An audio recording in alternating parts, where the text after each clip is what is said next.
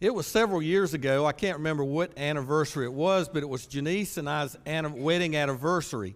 And she got off work that day, and we said, well, let's go to Greenville and eat out. So, we take off to Greenville, and we got to talking about a restaurant that we had heard about from my friend Tim Turner. And we couldn't remember exactly all the details about the restaurant, so I called Tim on the way over, and I said, hey, what's the name of that restaurant we were talking about going to? And he goes, oh, yeah, it's such and such a place. It's great. He said, hey, Christy's working tonight. I'll just meet you guys there. So you're in that moment of awkwardness. How do you tell one of your best friends in the world you've known for decades and decades, no, we don't want you?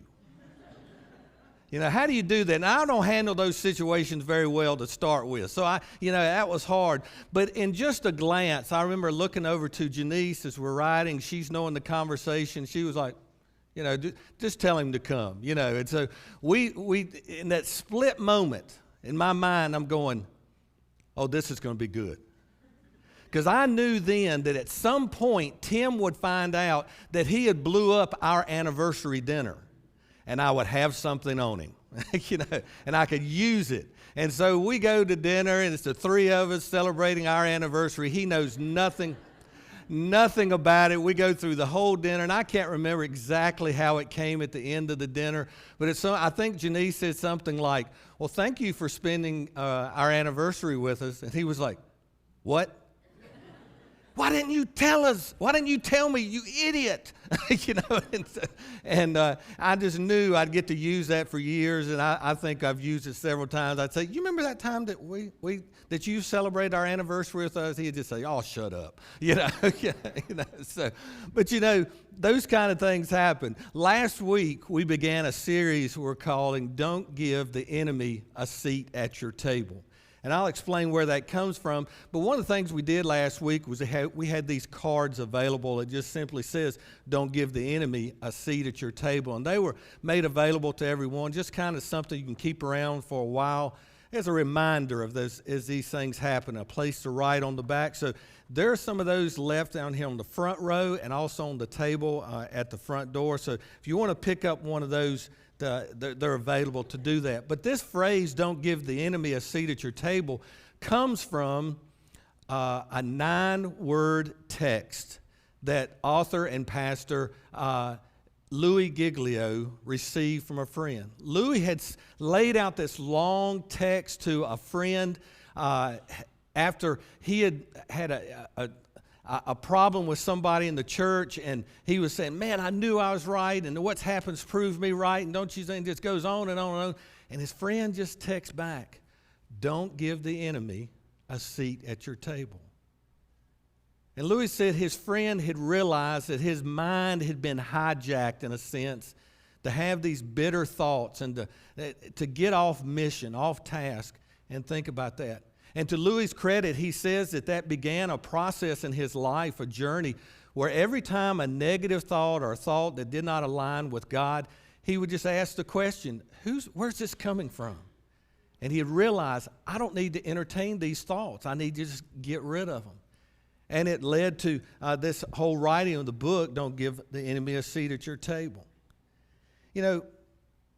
Last week we began by reading the 23rd Psalm, because that is who we need to be listening to. That's who we need to be following, is the shepherd who is described in that 23rd Psalm. So I want to do that again this week, but also this week I want to ask, if you're able to stand, if you would stand as we read from Psalm 23.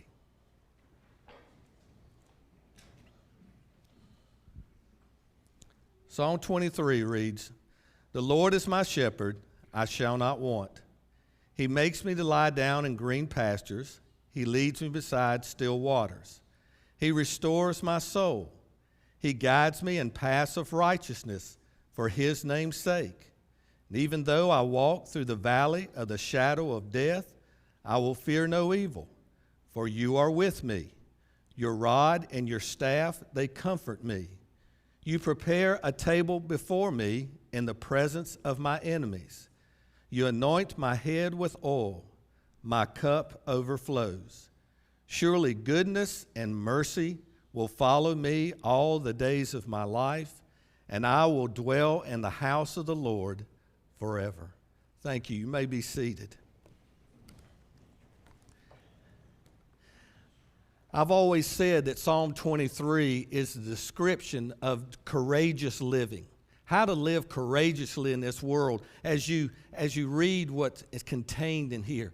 But I've also come to the conclusion through this series that is an invitation. Psalm 23 is an invitation from God saying, come, let me be your shepherd. Let me lead you through life. Let me protect you in life. Come, sit at the table that I've prepared for you, even in the midst of all of your enemies. You may go through deep valleys. You may have high mountaintop periods in your life, but I will be there for all of them. Come, let's sit together. That's how I see the 23rd Psalm as well. But this is a table for two, a table for you, a table for you and the Lord, a table for me and the Lord. And it's an invitation that we have to accept. You see, the Lord is a gentleman. He doesn't make us sit at his table. He invites us to. And I pray that you have accepted Jesus Christ as your Lord and Savior. And if you haven't, that today is the day that you said, that's who I want to be my shepherd. But maybe you're a Christian who's been a follower for days or weeks or, like me, for decades. And you realize that maybe the devil has taken your table. He is sitting at your place at the table, at Jesus' place at the table. And maybe today is the day you say, I'm taking my table back. That's my prayer for this. You know, the story I shared about sharing our anniversary with Tim, I'm not saying Tim was the devil. Okay. No, the point in telling you that story is to point out how quickly someone can sit at your table. How quickly something can come in. You see, the devil just needs a little glimmer of light. He just needs a crack in the door, just a little crack in the armor to find his way in. And before we know it, he's sitting at our table. That's what I'm trying to point out there. And I think that's why the Bible, why God does such a good job and so very clear in how he describes the devil. He says things like this: he masquerades around like an angel of light. He knows how tricky he is. He says he is the father of lies. He came to kill, steal, and destroy. He even says he was a murderer from the beginning. So God is warning us about who may end up trying to sit at our table. And he doesn't want him at our table because he doesn't want to spoil or destroy the table we have, the intimacy we have with Christ. He doesn't want the devil to be able to do to us what he wants to do to everyone. So if we know the devil is so evil and so destructive, how does he gain access so easily? It begins right here. It begins right here. Everything is born in secret. Everything begins with a thought. I think about the greatest inventions and accomplishments in the world that have helped mankind in the greatest ways were born with a thought. But the most destructive things in the world that have hurt more people, millions of people, were born with a thought as well. Everything begins here in the mind and in the heart. The mind and the heart are a battlefield, and a battle rages of who will get to spend time there. And what's where we're going to spend our time today is talking about how we win the battle, how we keep this a table for two, and how we can recognize and protect our table with the Lord. First one is this. First point is just 2 points I want to make today. The first one is this. We need to identify the thought. Identify the thought. See, the sooner we recognize the thought that is in our minds, that is permeating our hearts and our desires, quicker we can deal with it. I don't know if you're aware of this, but this warning went out from the Martin County Sheriff's Department this week, trying to get the people of our county to know of something that's going on, a scam that's taking place in our county. In all seriousness, I'm not kidding here. It's a scam that's going on, and what's happening is someone is calling, or a group are calling Martin County citizens, identifying themselves as being with the Martin County Sheriff's Department, even using the names of some of our deputies, and saying, were you aware that you did not, failure to appear in court, you didn't show up this, you didn't pay this, and a warrant is going to be issued for your arrest unless you pay this fine. And of course, you can pay the fine over the phone. You can pay the fine online. And they're tricking people in our county to pay these fines that never existed. And so the Sheriff's Department, Tim Manning, and they're trying to get the word out into the county, and I read it. It says basically this: the Martin County Sheriff's Department will never notify you that you owe money, a fine, by phone. It will never happen. So that's the truth. And the reaction to the truth, he said, is to hang up the phone. Don't even listen. Know the truth. Identify it, and then you know what to do with that information. It says this about Jesus in John 8:31 and 32. To the Jews who had believed him, Jesus said, if you hold to my teaching, and that hold to my teaching means if you continue in my teaching, if you hold to my teaching, you are really my disciples. And this is the part I want us to grab hold of. Then you will know the truth, and the truth will set you what? Free. You'll know Jesus. You'll know his word. You don't have to worry about being scammed by any false teaching, by people who try to sit at your table. You know the truth, you're set free from that. That's how important knowing the truth is. That's how important it is to be able to discern the truth, to identify the thought. Because we know that the devil cannot destroy the truth, but he will sure try to confuse the truth. He will try to sidestep the truth. He will try to dilute the truth. And he will try to confuse us to believing his lies. Listen to what James says in James 1:13 through 15. He says, when tempted, no one should say, God is tempting me. For God cannot be tempted by evil, nor does he tempt anyone. And James is saying this because that was some of the teaching that people were starting to believe. Oh, this is God doing this. He goes on, he says, but each one is tempted when by his own evil desire he is dragged away and enticed. Then after desire has conceived, it gives birth to sin, and sin, when it's full grown, gives birth to death. It all begins in here, begins in the secret places, in our minds. And he says, then it's born, it's conceived, and then it grows into actions. Just think about the examples and the models that God left us in his word to point these things out. Adam and Eve. Satan came in and just planted the idea, planted that discontentment, planted that little bit of doubt into their mind, and paradise was destroyed. You know, if we could just say, Eve asked the question, where did the thought come from?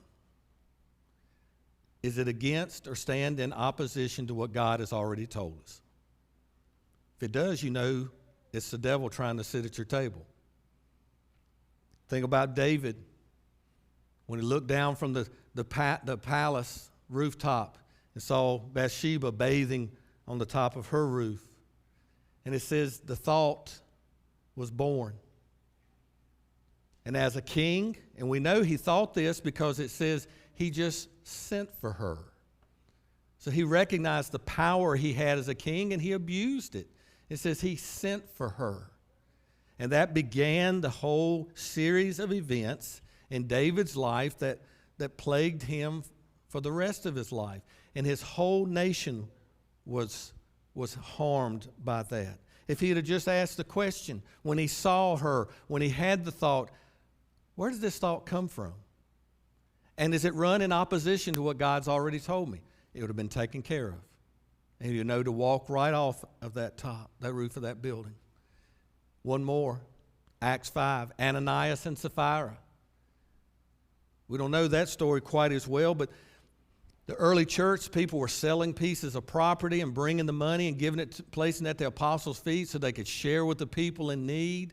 And they were, I'm sure, getting a lot of pats on the back and, man, thank you so much for doing this. And it says that husband and wife, Ananias and Sapphira, came up with a plan. We sure would like to have the glory that these people are getting, but we don't want to give up all the money. So they sold the land, said, we'll say this is all the money, but we've kept back part for ourselves. And they came in and God revealed it to the apostles and they said, is this all the money? And they said, sure is. It says they dropped dead. If when the private conversation between Ananias and Sapphira, that one of them was said, where's this salt coming from? Does it match up with what God's already taught me? It would have taken care of it. Whether it's in a garden, whether it's on a rooftop or in the private conversation in the home between a husband and wife, we have to ask the same two questions. Where's this salt coming from? And does it run in opposition to what God has already told me? And this scenario is played out over and over and over and over through our lives and throughout history. The second thing we want to do, we want to concentrate here on, is after we've identified the thought, we need to confront the thought. Confront the thought that you have. And not in our name, not in our power, but in Jesus' name. That we go to it with His ammunition, His reasoning. You have to speak to that thought. Now, this is a verse, if you don't remember any other to carry with you today, this is the one I'd want you to carry. 2 Corinthians 10:5. We demolish arguments and every pretension that sets itself up against the knowledge of God, and we take captive every thought to make it obedient to Christ. Man, just let that sink in for a second. That all the things that's going to be thrown at you and all the things that are thrown at you, the truths of the world, he says, we demolish those arguments with the knowledge of God. And the very thoughts that we have who run contrary, he says, we take them captive. That we don't let them run wild in our lives. Just think of some of the things, the categories and things that just seem to run and attack us and the thoughts. The lies that are told, the lie of comparison, the lie of comparing your life to others. The grass is always greener on the other side. It must be better to sit at another table. There's got to be a better way than God's way of what He's telling me to do. That's a lie. But we're still told that. We're told the lie of, you're just not going to make it. It's hopeless. There's no need to keep trying so hard to follow God because you're just not going to make it. Psalm 23 tells us different. The lie that's told, I'm not good enough. I'm just not as good as other people. I'm an inferiority complex. I'm not worth anything. I don't have enough value. There's no way that someone could love me. Those people at church, they seem like they're good people, but they couldn't love me if they knew the things about me and the things that I think. And we believe the lie that we have no value. We believe a lie many times that I'm all alone, that nobody understands me and no one feels like I do, and no one would understand the thoughts I have. And then we begin to think that the world is against me and people don't love me, and people make terrible decisions in and outside the church when they think that they get a little paranoia. And before you know, they've turned their back on people and they've turned their back on God. And then terrible things follow that. Those are lies from the devil. And like I say, this invitation that God gives us through Psalm 23, none of these things are true. Now, I'm telling you, to confront these things in our lives takes courage. It takes being willing to be uncomfortable. Anybody have trouble being uncomfortable? I do. But it takes being uncomfortable with yourself and sometimes with other people. It takes hard work. Jesus is our best example to follow, our model to follow. And I love how this all falls into place and such a good illustration for us in Matthew 16. It says a phrase, it says, from that time on, and what that from that time on is this. Jesus said in Matthew 16, he said, from that time on, he began to tell his disciples that I must go to Jerusalem and I must suffer at the hands of the Pharisees, the chief priests. I will be tortured and killed, but I will rise again. And it says, but what happened before that? Because it says from that time on, what happened right before that is this. Jesus had just had the conversation with his disciples, and he said this great thing. Who do people say that I am? And they said, well, some say you're Elijah. Some say you're the prophets. One of the prophets come back to life. Then Jesus says, well, who do you say that I am? And that's when Simon Peter, in his finest moment, says, you are the Christ, the Son of the living God. And Jesus says, you are right, Simon Peter. That's exactly who I am. And on that profession, that's what the church is going to be built on. And nothing will tear down the church. The gates of hell will not prevail against it. You nailed it, Simon Peter. From that time on. That's when he goes to that very next statement. Well, after Jesus has said, I've got to go to Jerusalem, I'm going to be tortured and die. This is what it says in Matthew 16:22. Look at this. Peter took him aside and began to rebuke him. Isn't that so nice of Simon Peter? That if you're going to rebuke the Son of God, the one you saw walk on water, raise the dead, feed the hungry, that you at least do it in private. But he says, he takes him aside and began to rebuke him. Never, Lord, he said, this shall never happen to you. And we know that Simon Peter meant well. He was his friend. He loved Jesus. But he was listening to not God's voice. He was listening to his thoughts. Jesus turns and says this in verse 23. Jesus turned and said to Peter, get behind me, Satan. You are a stumbling block to me, and you do not have in mind the things of God, but the things of men. You're talking about being an uncomfortable situation. Hard work takes courage to turn to one of your best friends and say, get behind me, Satan. What you're talking about isn't a godly thought. It's a man thought. It's your thought, Simon Peter. That's tough to do. And if it was tough for Jesus, I know it's tough for me to do those things. But look how important it is to confront the truth, confront the lie that is in our life.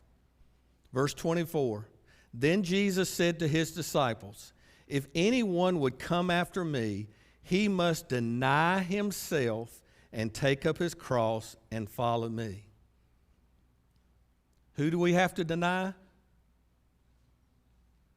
Ourselves. That means we got to deny some of the thoughts we have, the desires we have that are being born into our life, planted maybe from a good intention or a lie, an outright lie. We've got to deny those things if they are in opposition to what God has said. And we have to do, as Paul said in Corinthians, take captive those thoughts. We have to wrestle those thoughts down so they do not gain control of our lives. We abolish those things by the knowledge of God. I can say I'm old school because I'm old enough to say I'm old school, you know. And I remember the first pictures. You know, there's no photos of Jesus. You know, there's no photos. But I can remember the first pictures of Jesus that I saw, my memory in church. Put that next slide up there so we can see these pictures. maybe you can, the first pictures, the photos, the paintings, whatever you want to say, that you have recollection of what your first thoughts of Jesus. Maybe you're the same one. I Google search and found these photos. That one that's on the left, that may be the one that was hanging in our Sunday school class. It may be hanging in some of the Sunday school classes here. And it was so funny when I Googled this, they called that the European Jesus, because there's no Middle Eastern characteristics, of it. It's funny, and that that was our thought, but that was the time. That's what we pictured Jesus. And I remember, I don't think it was this one exactly, it was always pictures of Jesus with a sheep. He was rescuing a sheep or carrying the lamb on his shoulders or whatever, And I remember it was one that I can remember in a church we grew up in, had a picture of Jesus rescuing a sheep. And the paintings, the depictions of the crucifixion were always what I call very sanitized, because there was no blood. It didn't really look like he was suffering. And I'm not criticizing those things. I'm not criticizing them, because that was the time we grew up in. It just wasn't a fluke to have those other things. But that was my first pictures of Jesus in my mind. I don't know what your picture of Jesus is today. When I sit here and if I was to say to you, tell me what Jesus looks like to you, I don't know. But I'll tell you a few things that should come to your mind when you picture Jesus. You should picture a Jesus of Psalm 23, who says, on your worst days, when you walk through the valley of the shadow of death, I'm with you. I'm walking with you. When you need the still and quietness to calm your life, the still waters, when you need to lie down in green pastures, I'll provide it. When you need to know that you're back, and you need to know that you have a Jesus that when your back is up against the wall and you feel that everything, including life itself, is against you, that he says, there's a table waiting for you. Sit down with me. You need to know that there's a Jesus who says, I'm not only preparing you and walking with you today, I'm preparing you for eternity. That's a Jesus we need to know. I don't know what the most expensive meal you've ever purchased in your life. I don't know what the most expensive restaurant that you've ever been. But I can promise you this. It doesn't compare to the price that Jesus paid for the meal he invites you to, the dinner he invites you to, because he paid beyond anything we can imagine to provide a table for us. I pray that's the Jesus you know. And I pray that that's the Jesus who wants us to follow him and is there for us every single day. Don't give the enemy a seat at your table.